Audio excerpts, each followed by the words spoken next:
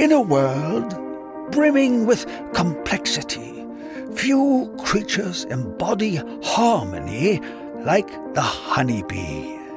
With tireless precision, she dances from bloom to bloom, each motion guided by millennia upon millennia of instinct, each act in service to the whole. And then there are the beekeepers, watchful stewards of this ancient symbiosis. Part agri-scientist, part poet, they move along their hives with the efficiency of Moe, Larry, and Curly, tending to the bees' needs as best they can comprehend, and with the infrequency of a waterfall in the Sahara, sometimes running off, flapping and flailing like a penguin on a hot sidewalk.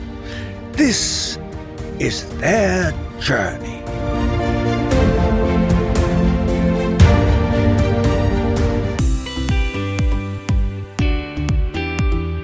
Hey, welcome to Bee Love Beekeeping, presented by our great friends over at Mann Lake. And we've got on the line with us today, Chris Hyatt was good enough to come back.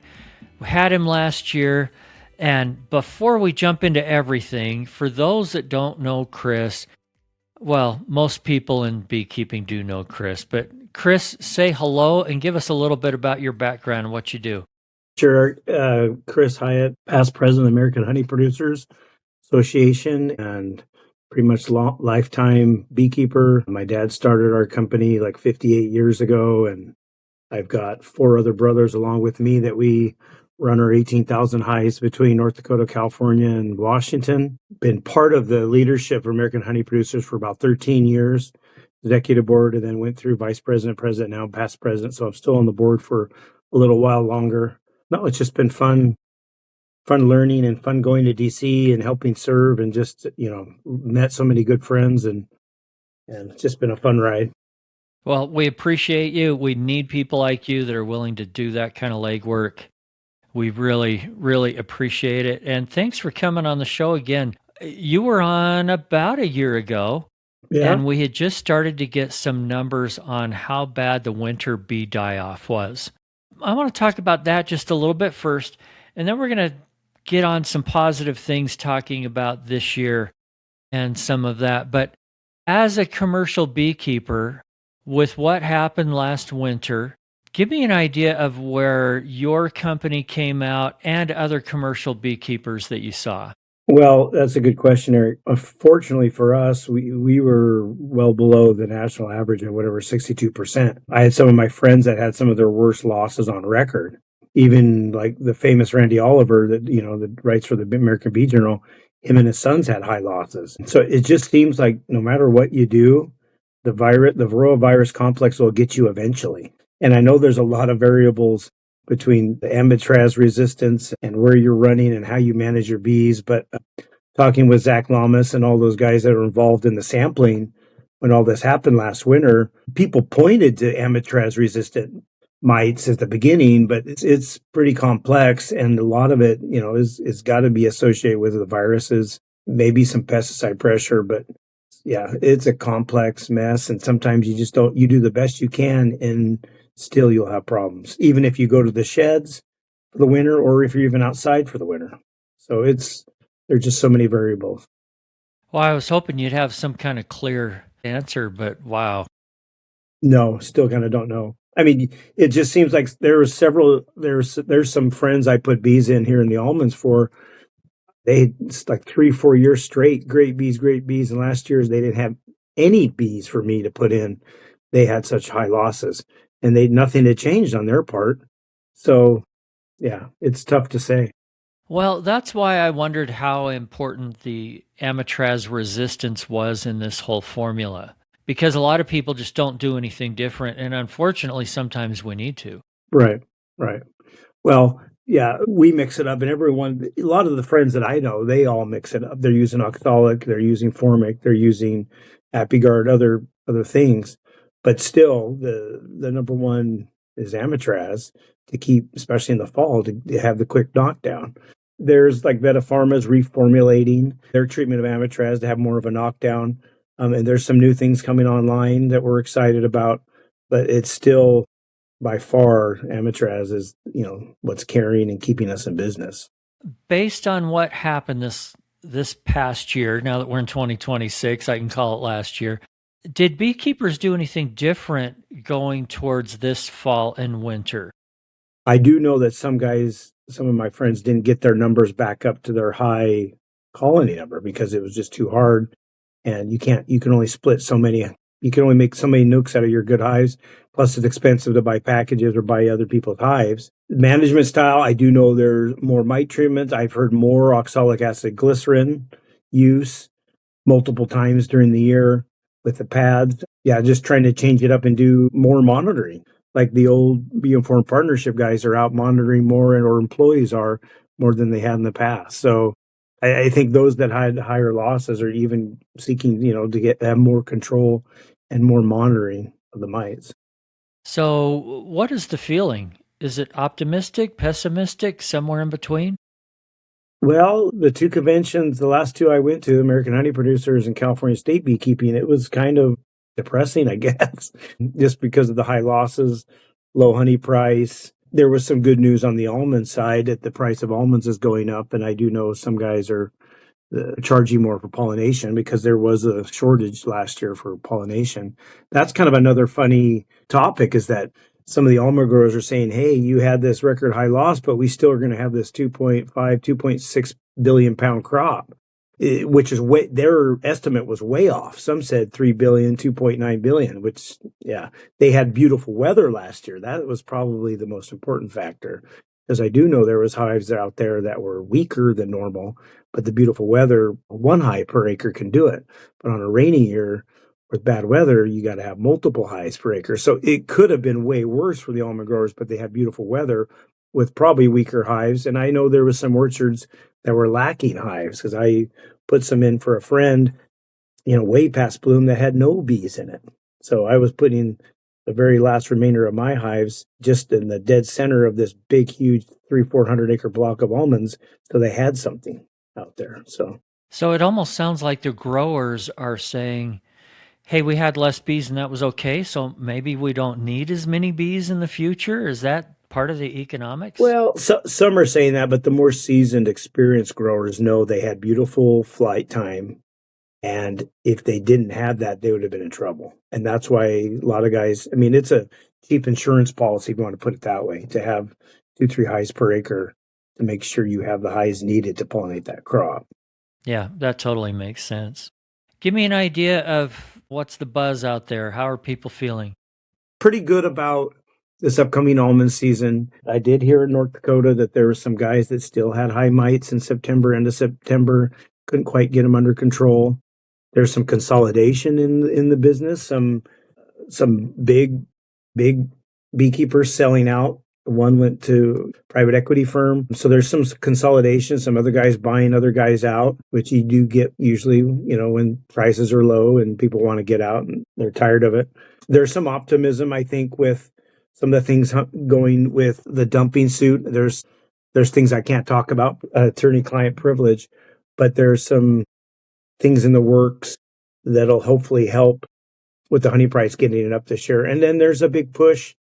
There's some new leadership at Subi, the biggest, the largest co-op in the United States, trying to promote American honey. And we have some packer buy-in, and it seems like kind of that's the next thing forward, is like, let's do, because the National Honey Board, by law, it's a checkoff program, and they can't promote U.S. honey. And now there's so much imports. Most of the checkoff for that is foreign honey and foreign money anyways. But we were thinking that, yeah, it's time to put some money in and put a concerted, focused effort to the public to eat American honey. We've tried in different forms in the past, but it seems like there's a bigger push this time. And that was like a big open roundtable at the California State Beekeeping Convention that was talked about, and some good input there. So hopefully we'll have some things in the future to help on the honey front, honey price. Yeah, I like it. The general public has no idea. Right. They They simply don't. And I know that you know that. And I was talking recently with Matt Malika, and we were talking about this too. And the general public, they don't know what's in their honey bunches of oats cereal, and they don't know what's in that plastic bear that they're getting at the grocery store. If they did, a lot of them would say, yeah, I want something better. I want the good stuff. I want it to be American so that I know what's in it. Or for Canada, Canadian, or whatever. This really applies all over the world. I love that you're doing that kind of stuff. Yeah, we wish we could copy Canada and their labeling laws. Our labeling laws have been updated for whatever 20, 30 years.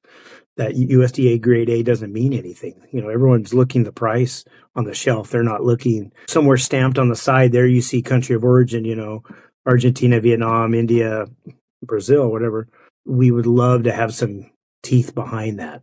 So it would be like USDA, or just say copy Canada. USA 1 would be USA honey, 95% or more.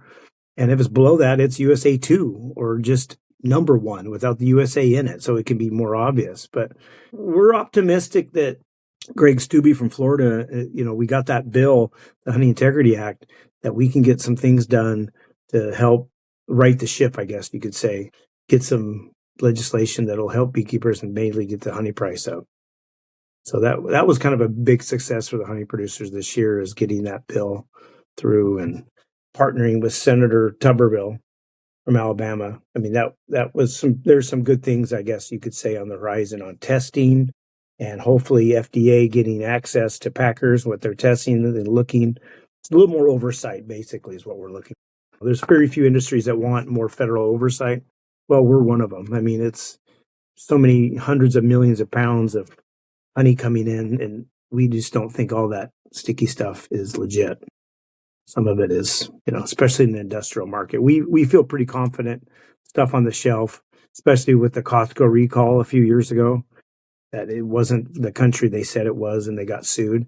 The consumer is safe, but like they've told us in the past, as long as anybody's dying, they don't care. Well, economic adulteration is still cheating and not good for the consumer, and hurts beekeepers, and which are mostly small-owned family farms that are pollinating most of our food that we eat. I mean, do we want to import more food from Mexico and Canada and other places, or do we want to grow our own food? I think COVID showed us we want to be more independent and not dependent on other countries, and that's keeping us in business is a national food security issue. So we keep pounding that drum.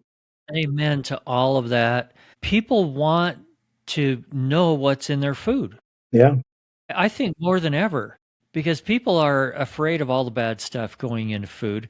And if I go to the store and buy something that says honey, it should be honey. It shouldn't have high fructose corn syrup or water or any whatever else might be in it. It should be honey. But people don't realize that that's not what they're getting. So if you could do some kind of a national campaign that would lift that awareness, that would be awesome. Tell me a little bit more about the legislation. You mentioned a couple of points, but dive a little deeper into that. Well, mainly it's like I'm saying, it would be the oversight, FDA oversight. The packers, they would have access to what the packers are already testing, that honey. They would have access to those reports. It may seem early, but right now is a great time to order your live bees for 2026 because they do sell out, and because Mann Lake is offering a discount for Beloved Podcast listeners. Wait, what? I know you're saying live bees, they never go on sale. Well, they are now.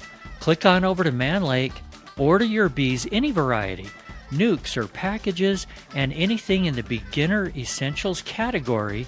And when you check out, use the code GETSTARTEDINBEES. It's down in the show notes, so you don't have to remember, for a discount on everything. So get your orders in early and save. Part of the problem we're seeing is that a lot of the packers are getting their results, and it's Germany, to be honest. There's like basically no American lab now. There used to be one at the University of Missouri, and that one closed down. And then a lot of friends would ask, and colleagues, and they would send their honey to British Columbia to a lab. And evidently he's slowing down and getting away from that. So by far, almost all the honey that's consumed, part of it is even the foreign hive coming in is going to Germany. And there are partial test results coming back and not the full spectrum, especially on NMR. I don't want to get too deep into high resolution mass spec and all this other testing, but there's partial test results coming back. And so if we can get a little bit of oversight, FDA, and have access to those records, we feel like that would in itself clean up a lot of the foreign junk from coming in. Of course, the U.S. has some of their own testing, but they are so overwhelmed. The last time we talked to them, actually, they came out this summer to North Dakota, one of our board members, and we spent a half day with them, went to the bee yard, showed them the extract plant, and they're just seeing a lot of fraud coming from China. And they had some questions. They wanted to see how we syruped, how we feed bees, how we extract, etc. And they recently had a bust, a little country, Myanmar. I think it was Myanmar, or was it Taiwan? Oh man, I can't remember. They had a bunch of syrup from China, and they asked customs to help test it, and they helped and had a pretty good sized bust in Asia. We just want we wanted a fair playing field, and part of that bill, there's no labeling per se on it. That would be step number 2, but just enforcement. That's probably the biggest part of the whole bill. Well, and to me, enforcement should be not just saying, this isn't what you say it is, so we're sending it back to Taiwan now or Vietnam or wherever, but this is not what you say it is, so it's getting dumped, or you're getting a huge fine or something. Otherwise, they're just going to take it back, stick a new label on it, and it comes right back. Isn't that the case? Right. No, it doesn't go back. It just gets relabeled here as like syrup and stays here. And we've asked for destruction of the product, but I guess for the most part, they say that's a non-starter for them, that we have to meet in the middle. So, I mean, Customs has had cases in Chicago with the big honey gate that they've gone to the dump and they took pictures of them dumping the honey in the dump. But I mean, just at least getting it out of the market out of the honey side, it goes into cattle feed, whatever. But yeah, we're still working on the details on that. And it sounds like testing is a big deal. If things have to be sent all the way to Germany to get tested, that is not fast enough.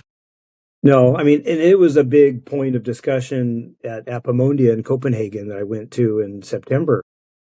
Just what tests, and there's some unproven tests on the whole metagenomics and DNA barcoding stuff. A lot of that goes over my head, but some of that's unproven, and you got to stay with stuff that's proven. And the European Union is pretty aligned with the United States, and they talk to each other. But the testing, it's a huge point of discussion, and you always have to stay in front of the fraudsters, right? So these designer syrups are designed to cheat the test. So you're always trying to improve and get better and better. Man. All right. What else economically needs to happen? Well, I mean, along with agriculture, we're suffering with low prices. I mean, the honey price is one of them. We finally got some relief this year.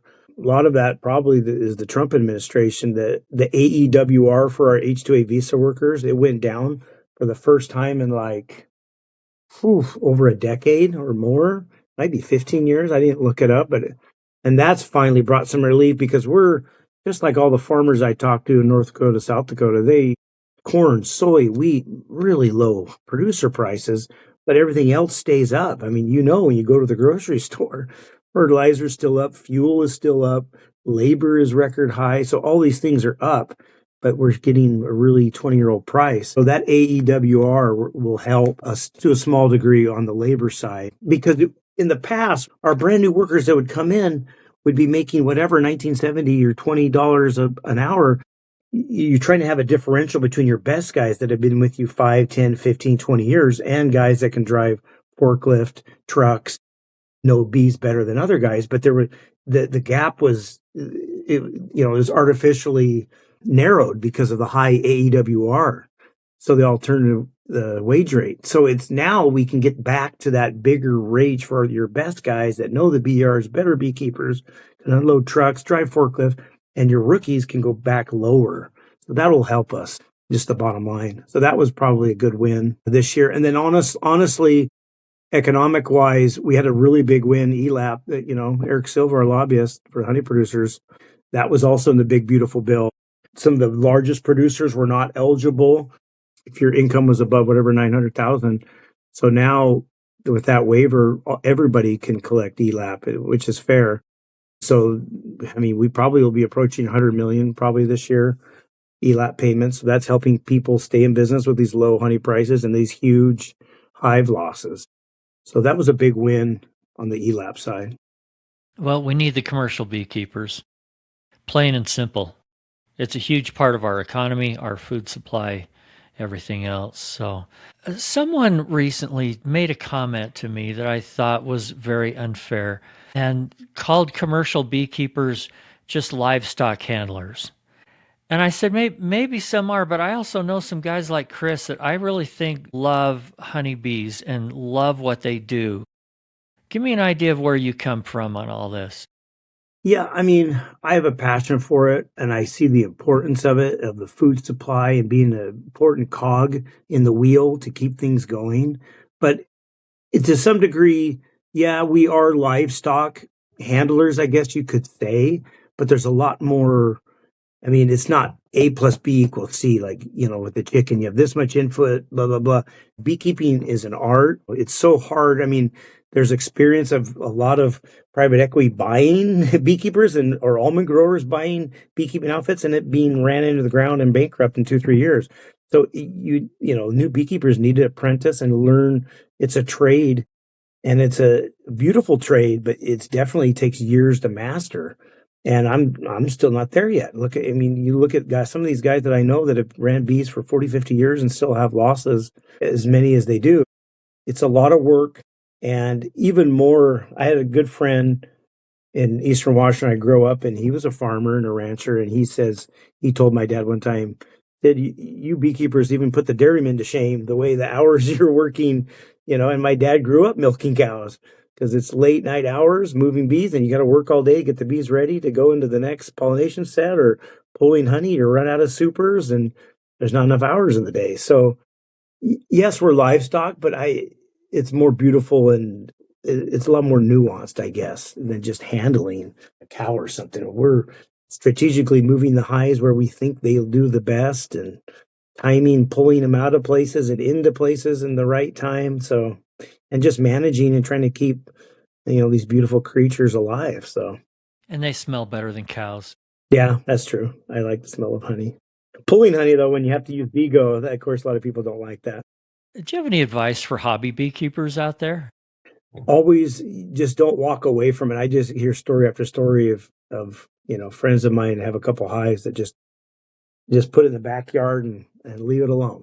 You got to take care of it. You got to check it. You got to feed it. You got to medicate it.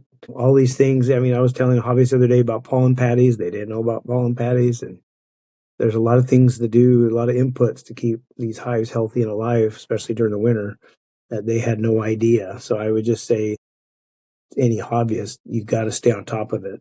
Basically, you got to visit that thing at least once a month and work it, pull honey, replace a queen, whatever it is. Do your mite checks. Yep, mite checks. Yep. I have friends who have casually gotten into it like what you've explained. And they either quit or they learn, hey, yeah, I do love these bees. I need to get busy and learn a lot. I've other neighbors around here with horses. I think you have to learn every bit as much, if not more, about bees as if you had horses. Yeah, 100%. Yeah. Honestly, I think it's harder because there's a lot more proven, and you can control the environment more, like the horse in a pasture, where bees, they're flying 2, 3, 4 miles, picking up you don't know what from a field that got sprayed or someone's house that sprayed something it's way more of a wild card. There's so many more uncertainties. The chickens and turkeys, they're all in that house and it's biocontrolled. No one goes in except for the workers and blah, blah, blah. Honeybees are flying dust mops that fly so many miles. Don't know where they're getting water from. And I get that every drought year. I'll put out a brand new barrel of water, 55 gallons next to the hive, and they'll still fly a mile to someone's house to a dirty cattle trough. And I'm like, what are you doing that for? Or to a chlorinated swimming pool. Yeah, that's true. We have all experienced that. They're goofy. I think that's part of why we love them. Yep. All right. You have a new wild and crazy story for us since last time? Since last time? I don't remember what yours was last time. So if you repeat it, I won't even know the difference. But every beekeeper has funny stories. Let's hear one. Okay, July. It's a sad story. It's a good story and a sad story. So I have a bee yard right on the Montana North Dakota state line, literally like quarter mile. And as you look over to Montana, it's all nothing but grass. There's nothing planted. So it's only good on a clover year, which happens. That area is only like every 3-4 years, 5 years, you might get clover. Anyways, my son and I and one of my best guys, Diego, we're pulling honey. Of course, a thunderstorms comes through, and that first clap of lightning, we're halfway pulling the honey. We just leave the gas boards on, like, hey, let's get in the truck. So we wait 10 minutes, and it blows through. Didn't rain too much. We get out, and the honey was really heavy, beautiful. We started the season, probably 10th of July, 12th of July. It was just fun. I love working with my only son, pulling honey. We get home, and I have a biologist buddy in North Dakota that he's a good bird watcher, good birder, that he's the number one like fish and game, what do you call that? Game bird guy, right? So he's on the little local Bismarck station. And right by my bee yard, and I knew this, there's a lek for sage grouse. You know what a lek is, Eric? That's where they dance. So for thousands of years, the males go and dance for the females, and and that's how you get new little sage grouse. So the lek is where they dance? They dance every year at that same spot, the males, and the females will go choose the male. And if you ever seen pictures of sage grouse or prairie chicken, they fluff up their feathers and they have the big like air sac, and it's really pretty iconic species of the sagebrush west, right? I've seen the dance. I just didn't know they went to a grouse disco to do it. Yep, the same spot every year, usually a little dirty grassy mound, so the females can see them, and they boom loud. Anyways, so this was the very last lek in North Dakota that they knew that sage grouse were dancing, and this past April, they had 0 sage grouse. So they think, well, that's it for sage grouse in the state of North Dakota. I've seen probably 2, 3 in my lifetime, because they're just right in that corner in the Badlands, some into South Dakota, Wyoming, Montana. But anyways, just because, habitat has gone away. So that was kind of my point. I told the story at the California meeting, is that it's habitat loss, and we're never going to get it back. And it's kind of sad that, our honey production's down because there's so much corn and soy planted and the grasslands are going away. And we really need conservation. And the CRP acres, the conservation reserve, where they're paid not to farm, those are going away. And so we need like a renaissance of protected acreage that have cover crops on them, and just not to help bees, but to help all other species, insects and birds and mammals. So anyways, I guess that wasn't a crazy story with the lightning, but it ended up being a sad story, but a lesson in it, I guess. We need good habitat. Yeah, more and more habitat. There are a couple of nonprofit groups out there that are trying to help with that a little bit, and we wish them well. We need a ton more.